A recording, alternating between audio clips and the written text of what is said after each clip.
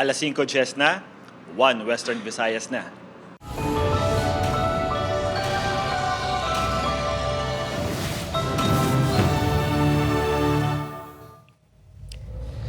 Mga balitang atong tutukan subong nga Webes, bagyo ba siyang posible nga maga-landfall sa Surigao del Sur subong nga gabi. Magadala na sang ulan sa Western Visayas kag Negros Occidental buwas sa aga.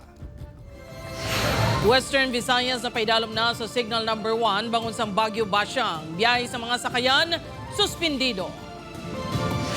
Pila ka residente sa Bacolod City nga masamigi na baha naga-preparar na sa epekto sang bagyo basyang. Pagamok sang pasahero sa Iloilo International Airport, gin-imbestigaran sa sangguniang panlalawigan. Pagpangawat sang isa ka lalaki, isang 4 ka inubulang nga manok sa barangay Alihis, Bacolod City, nahuli ka. Kag pagdonar sang dugo, dako ang mabulig sa blood circulation sang donors sa Philippine Red Cross. Bloodletting Day sang GMA Regional TV, buwas na.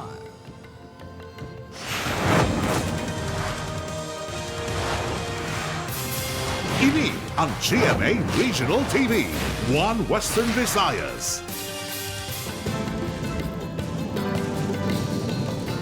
Mayong hapon Western Visayas kag Negros Occidental, malantaw kita sa live streaming sa YouTube channel sa GMA Regional TV kag Facebook page sa 1 Western Visayas. Sa nagapanguna nga balita, biyahe sang mga sakayan sa Western Visayas ginsuspindi matapos na paidalom na sa signal number 1 ang reyon bangon sa Bagyo Basyang.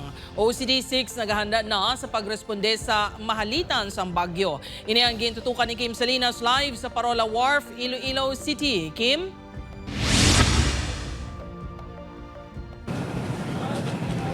Jert, kasunod sang pagsuspindi sa biyahe sa mga sakayan sa Western Visayas, nagpanugyan ang PCG sa publiko ang magbantay sa ilang mga latest advisories kag kun mahimo hindi na makadto pa sa pantalan agod hindi na mahulan. Humalin las 8 kaina sang aga. Ginpaidalom na sa tropical cyclone wind signal number 1 ang isla sang Panay kag probinsya sang Guimaras bangod sang Bagyo Basyang. Bangod sini, ginsuspende sang Philippine Coast Guard ang biyahe sa mga sakayan sa Western Visayas. May biyahe sa gihapon ng fiber boat sa Parola Wharf padulong sa Guimaras. Vice versa, apang ginalimitahan lang sa 50% ang kapasidad. Magkabay sila sa aton na issue na nga travel advisory para ma-maintain ang ilang safety and security during this typhoon season. Bangod sang suspensyon, 790 ka pasahero kag 170 rolling cargos ang stranded sa Western Visayas sunod sa PCG. May pila ka mga pasahero nga kaagahon pa lang, nagpadulong na sa Dumangas Port agod kun tani magbiyahe. Lahat lang tayo. Kasi ma-declare mga pabiyahe. Namatya kami dato. Sa Domingo, mga brubong Lagi kami kabalo nga stranded. I-try ginamon Mga pauli, dula kami kung nuway pagid Naghatag naman sang assistance ang Iloilo City LGU sa 62 ka stranded passengers sa Fort San Pedro Ferry Terminal. Sunod sa forecast ng Pag-asa, tropical storm na kategorya sang bagyo kung maglabay sa rehiyon sa Biyernes ang hapon, tubtob Sabado. Apang kaagahon pa lang sa Biyernes, mabatsagan na ang dala sini nga ulan sa rehiyon. Posible pa ni siya nga magkusog prior sa landfall niya sa may Surigao del Sur. No? Pero it's because favorable ang init naton sa kadagatan. No? So medyo nag-increase ang strength sining bagyo. Ginatutukan na sang Office of Civil Defense 6 sa mga residente nga ginalantaw maapektuhan sang Bagyo Basyang. Santo sa ila pre-disaster risk assessment, 509 ka mga pamilya kung 2,543 ka individual ang maapektuhan. Naka-blue alert status na ang ahensya. Mostly sa may southern southern Panay, southern Iloilo, southern Antique, and parts of course ng Capiz. Naka-preposition naman yung ating mga relief goods, yung ating mga responders. Nagpanugyan na ang OCD6 sa mga LGU nga magpatuman sang preemptive evacuation kung kinahanglanon. 69 naman ka mga LGU ang nagsuspende sang face-to-face classes sa buong adlaw bangod sang bagyo. Sa diin, 1,800 kabulutuan kag masobra 95,000 ka learners ang apektado.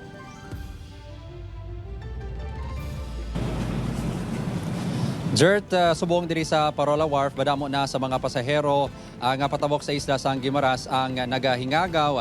Bangod tubtob lang alas 6 sa gabi ang biyahe. Kung wala sa mga pagbag-o sa advisory sang Coast Guard buwas, magasugod ang first trip alas 6 sa aga sa mga biyahe Iloilo Guimaras and vice versa. Jert? Maramong nga salamat sa update, Kim Salinas. Para sa dugang mga balita sa Negros kag Panay, mangin kaupod ta si Adrian Prietos. Adrian?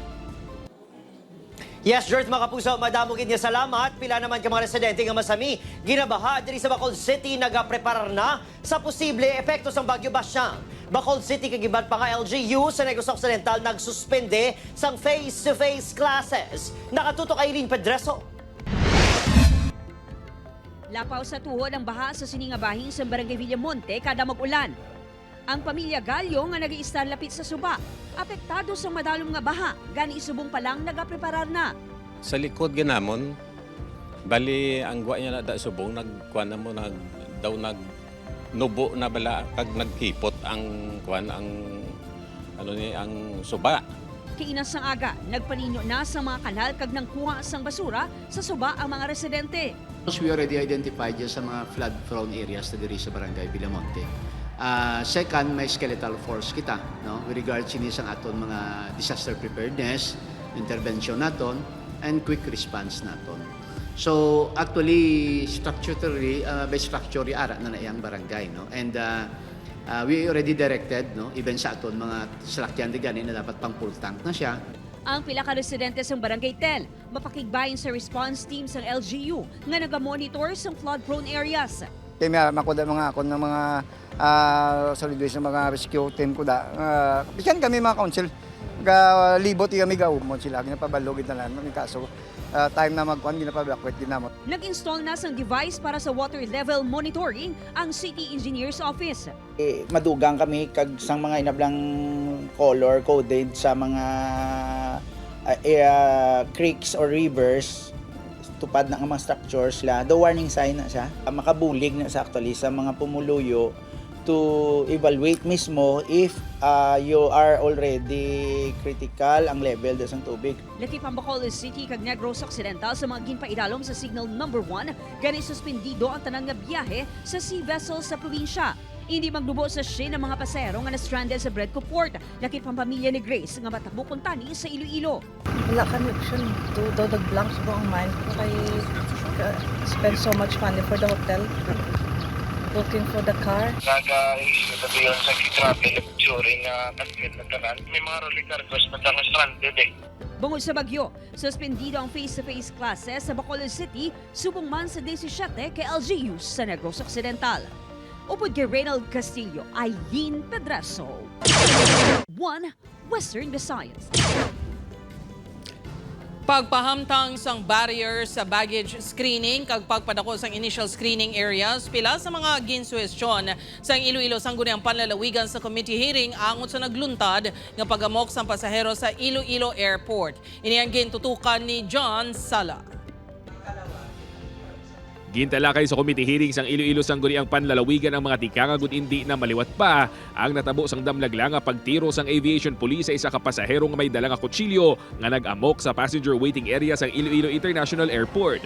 Dakip sa mga gintalakay sa hearing kung anong posible kakulangan sa seguridad, rason kung nga nakasulod tubtob sa third floor ang pasahero nga wala ma-detect nga may dala ini nga kutsilyo sa bag. Kag mga sarang mahimo nga adjustment sa seguridad bangod sa pagdula sang initial screening area sa ground floor sang airport. Isa sa mga solusyon ni Iloilo Board Member Rolando Destura ang pagpahamtang sang barrier sa baggage screening area kung X-ray. Could have been avoided if and will isolate ang bag nga hindi niya directly ma-access ang tao sa owner. That is for me is my observation, and I hope we can make we can somehow modify the system, or maybe acquire a newer, because I believe that's only one conveyor. Sunod sa Civil Aviation Authority of the Philippines Iloilo, ginatun na sang Office of Transportation Security ang pagpahamtang sang acrylic barrier. Being proposed by the Office of Transport Security to establish a acrylic immediately after the X-ray machine, so that any prohibited items coming out of the X-ray machine cannot be accessed by the passenger. Sunod naman kay board member Lolito Kahilig, sa baylo kung tani ang ginkuha ang initial screening, mas maayo kung ginpadako na lang ang area kag nagdugang sang initial screening kung malaba nga pila man lang ang rason sa pagpakakasini. Apang nagapang-alang-alang ang Department of Tourism 6 in kaso nga ibalik ang initial screening area bangod sa maging epekto sini sa turismo. It gives a negative experience to our tourists. No? Mahaba ang pila upon entering the airport. This was prior to the increase pa ng flights. Ang mga mangin resulta sa committee hearing ang mangin basihan sa sangguniang panlalawigan sa pagdihon sa mga tigagon hindi na masulit pa ang insidente. Upod kay Hasdi Siato, John Sala. 1 Western Visayas.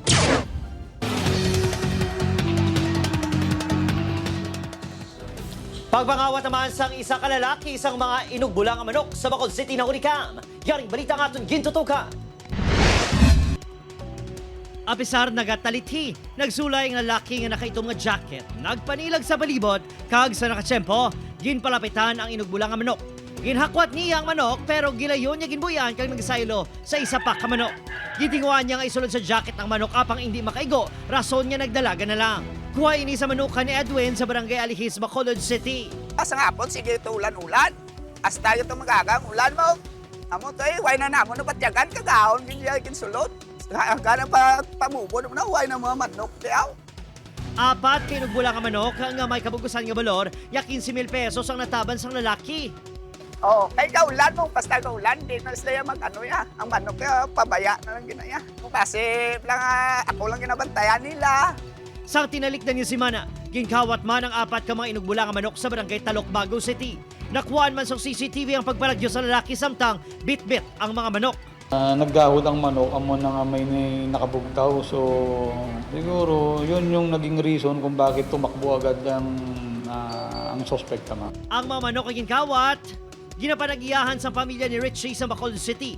Nagapati ini nga pareho lang ang mga suspect. Ang iya pangaboy-amboy, kag ang sa amon to, do same lang, may tani kon maubos na lang buinas nila. Kag kon maubos ng buinas nila, kag kon ma-trap sila sa atong mga kapulisan, pasalamat kami. Ginatutukan na sa kapulisan ang posibilidad nga isa lang katawo o kung isa lang ka grupo ang may kahimuan sa among modus. Under gyapon investigation, so ginapamonitor pa man naton gyapon sir kung bala may grupo ini sila. Sa extra effort gid kita sa pag ulo-aligmat ang aton nga mga property, especially sa mga breeder nato. Adrian Pretos, 1 Western Visayas. Mga kapuso, pagdonar sang dugo dako nga bulig sa ikayong lawas ang donors sa Philippine Red Cross. Bloodletting sa GMA Regional TV buwas na hiwaton nationwide. Si Tess Ordales nakatutok. Delikado na ang nagapakigbahin sa nakalain-laing nga bloodletting activities ang jail officer nga si Frankie. Magluwas kuno nga maghabuhig sa pagpalawig sa kabuhi sang iban, may positibo ini nga dulot sa iyang galingon. Makapatyagid ako sang kalipay nga nag-donate ako, may ara ako sense of purpose and love for others. Ang kasubong ni Frankie, makabigag grasya sang Iloy nga si Cornelia. Nabto ni isang news team nga nagaproseso sa pagkuha sang dugo sa Red Cross Iloilo. Para sa bata ko, request liwat si doktor, ngayon naman isa ka bag. Okay, mayon pasalamat na ko. Sira sa Philippine Red Cross Iloilo Chapter, madamo sang benepisyo nga mahatag ang pagdonor sang dugo. Kasubong sang maayo nga panglawason, mangin younger looking, hagang pinaka-importante ang healthy kag active nga blood circulation. Gaka-renew ang imo nga blood circulation, nga wherein ang imo nga ga-release ang imong bone marrow for a healthy and active blood cells, wherein nga ang nagadaloy sa imong nga circulation is healthy, so magiging healthy man ikaw. Magluwas sa kapulisan ng ibang mga volunteer groups magapakigbahin sa bloodletting sang GMA Regional TV kag Philippine Red Cross buwas ang Bureau of Jail Management and Penology 6. Isa man ka ehensya nga nagabulig sa pagpadayon sang kabuhi mismo sa mga pumuluyo nga atong ginaalagaran. Ang paagi sa pagdonar sang dugo, no, kami ang BJMP nagakalipay tungod sa paagi sa among nga pagdonar, makasugpon kita sang kabuhi. Gani mga kapuso, kini tayo kinabas sa fountain area sa Robinson Iloilo, humali na alas 9 ang aga. Sa Bacolod City, sarang magpadulog sa second floor north wing sa SM City, Bacolod, ang mga donors, humali na alas 9 man sang aga. Donate blood, save lives. Upod kay Cirilo Renduque, Thas or Dallas. One Western Visayas. Ini ang GMA Regional TV, One Western Visayas. Mga puso, bangod sa posible pagtupas ng ulan buwas tubtob sa weekend, ginapa-alerto sa FIVOX ang mga nag-iisar malapit sa mga kanlaon nga mag-aligmat sa posible lahar flow.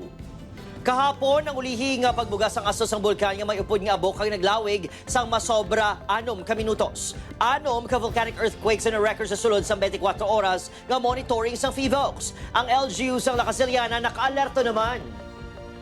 Severely hit kita sa during Typhoon Tino.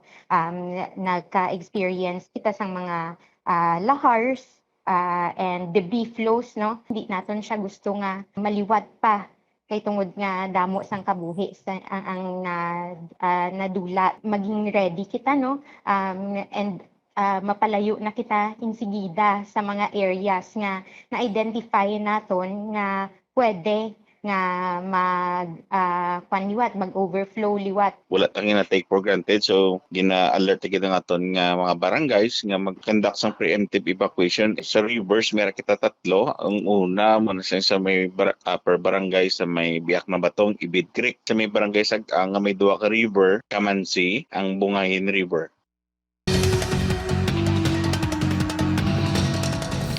Mga kapuso, 28 anyos nga rider patay sa makabunggo sa poste sa San Jose, Arevalo. Si Kim Salinas nakatutok. Dead on arrival sa ospital ang 28 anyos nga si Rodelio Naliana III matapos magbunggo sa poste ang ginasakyan ng motorsiklo sa barangay San Jose, Arevalo, Pebrero 3 ang gabi.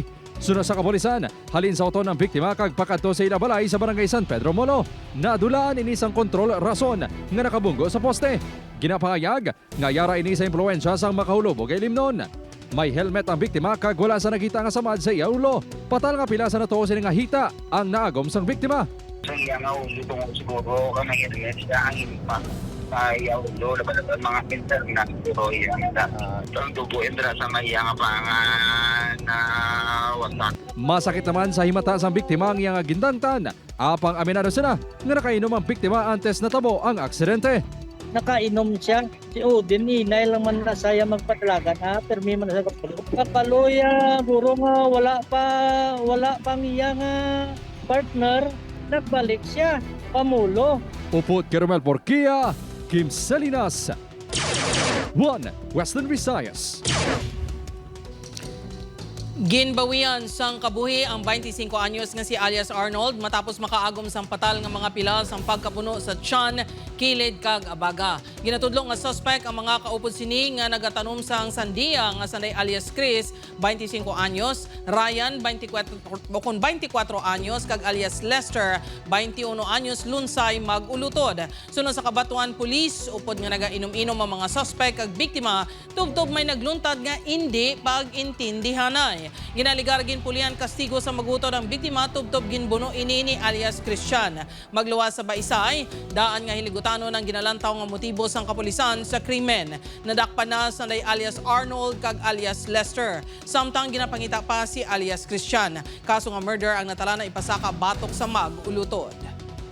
Siguro may previous na silang nga disagreement basta na ipon na bala. Tapos amo to last night nga nag-inom-inom, wild sila kabalo, hindi nila makontrol ang nila emotions. Mga puso, nakuhaan sang dashcam sang isa ka pribado nga salakyan ang pagbunggo sa isa ka tricycle sa depasero nga jeep sa corner Luzuriaga, Locsin Street sa Bacolod City. Sunod sa Bacolod City Traffic Management Unit, posible nga wala nakita sang tricycle driver nga may nagapadulong nga jeep rason nga wala sini makontrol ang pagpadalagan. Bangod sa impact, nahulog ang duwa kasakay sang tricycle. Wala sa napilasan sa aksidente.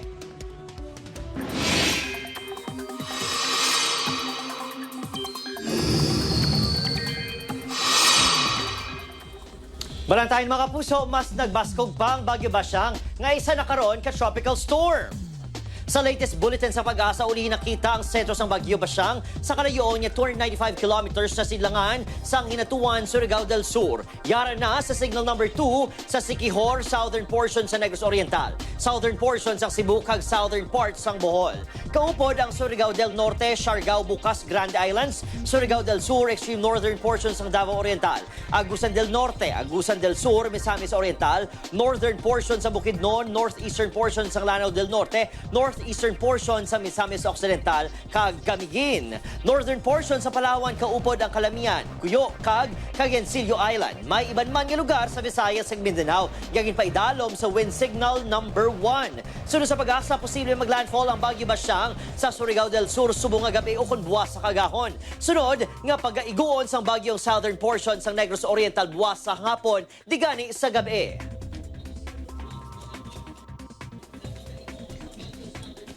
Posible man nga maglabay sa northern portion ng Palawan sa Sabado. Pwede pa magabagong dalagan sa panahon gani tutok lang sa updates. Magluwas sa Bagyo Basyang, nag-aapekto man sa pungsod ang amihan.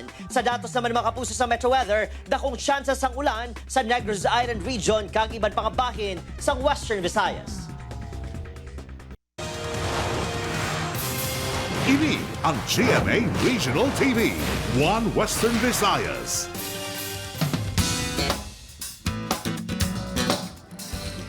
Mga kapuso, yari na mga dapat bantayan sa Never Say Die. May mga madiskubre si Joey nga sekreto sa iya pamilya. Mapatawad pa bala sang iya iloy ang iya amay, masalbar paayhan ni Joey ang iya pamilya. Bantayan ina karon 8:55 PM sa GMA Prime pagkatapos ng 24 oras kag 10:30 PM sa GTV. Sa Bacolod City mga kapuso, kumusyon sa tungas ng isang vendor kagkatapos ang Bacolod City Legal Office Enforcement Team nakuha sang video. Yaring balita nga itong gintutukan.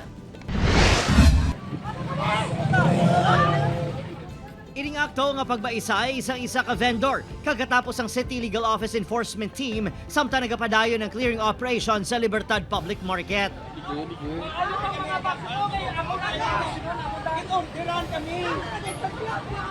Makita man sa video, yagin patupan na sang vendor ang personnel sa sobra niya nga kaugot.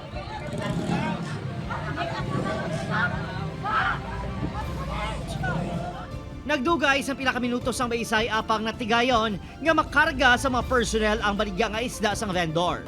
Sunod sa pila ka saksi, ginkilala ang babayi kay Bibing, fish vendor kag isa ka PWD. Nagpatag ko na si Bibing nga wala man nagasablag ang iya mga baligya apang nagapanindugan ng mga personnel nga kinahanglan ini nga clear. Wala siya pwesto si Bibing sang ginpadulungan sa news team bangod nagalain ang iya pamasyag. Kaluluoy sang dadakpan sang gikarga ang ila nga baligya kay kadako sa kapitan. Luya say kay syempre wala sa kabayad to sa iya nga isda kay wala sa mayo kabaligya. Di ka pangita sang iya nga inogbayad amo nang iya gina ang malain bala kay gintago ihagid sa sulod ginkuha pa. Panindugan sa LGU, lehitimo ang ila operasyon.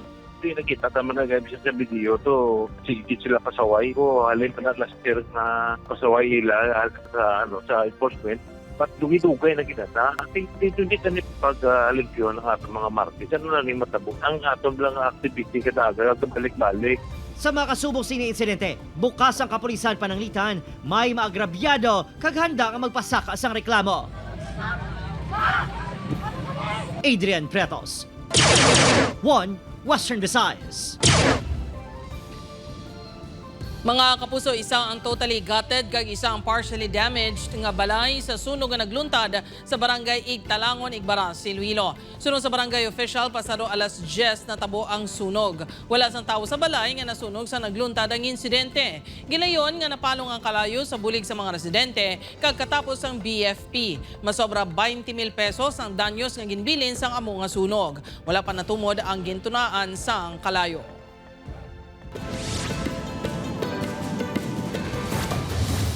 Ginapangitan na sa kapulisan ang mga sospek sa pagpangawat sa isa ka balaligyaan sa barangay Tambak, New Washington, Aklan. Sa kuwasang CCTV, nakita ang duha ka sospek sa kuwasang establishmento. Tubtob nga nagsulod ang isa sa ila pinaagi sa bintana. Gintaban sa sospek ang 1,800 pesos nga kwarta sa tip box kag cashier sa balaligyaan. Nataban man ang isa ka cellphone. Dugang pa nga 2,000 pesos ang nakawat sa bar counter kag isa pa gid ka cellphone. Nagapaayo pa sa ospital ang biktima nga si Elias Rick, 53 anyos. Ini matapos makaagom sang samad sa liog kag sa ulo, tugas ang pagkalabo. Natabo ang insidente sa barangay Salngan, Pasig City sang Sabado sang gabi. Ginatulong nga suspect si Elias John, nga upod man lang sa biktima nga nagainom-inom. Hinubog ang ginalantaw nga motibo sa krimen. Nakabais kuno sang biktima ang tiyo sang suspect nga nagresulta sa insidente. Detained na ang suspect sa Pasig City Police Station kag nagapangatubang sang kaso nga frustrated murder. Ginbawian sang kabuhi samtang gina-revive sa ospital ang 16 anyos nga si Elias Yan, residente sa barangay Riruan, Igbaras, Iloilo, matapos malumos sa barangay Pasig sa mga banwa sa badusang hapon. Suno sa Igbaras Police, pakadto sa Nasadan Falls ang biktima upod ang iautod kag pakaisa. Nagsaka ang mga ini sa bato malapit sa hanging bridge kag nagpa-picture. Apang disgrasya ini nga nakadanlog kag nagtupa sa tubig. Salbaron pa initani sang iya mga upod apang mabaskog ang daludo sang tubig. Wala sang samad nga nakita sa lawas ng biktima kag pagkalumos ang gintumod nga rason sa iya kamatayon. Ginapahayag wala man ang mga ininaglag-in sa barangay sa di nagaagi ang mga turista nga nagakadto sa Busay.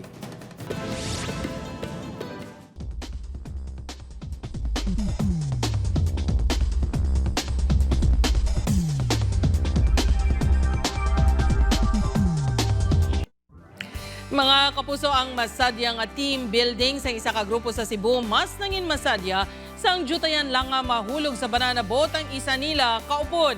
Suno kay Marky nga nagkuha sa video, mga 30 segundo siya nga nagakabit sa higot sa banana boat sa kakulba nga babayaan kag isa pa, hindi siya kabalong maglangoy. Pero ang importante nakasurvive kuno ini kag nakabalik man sang safe sa hunasan matapos ang 20 minutos nga ride.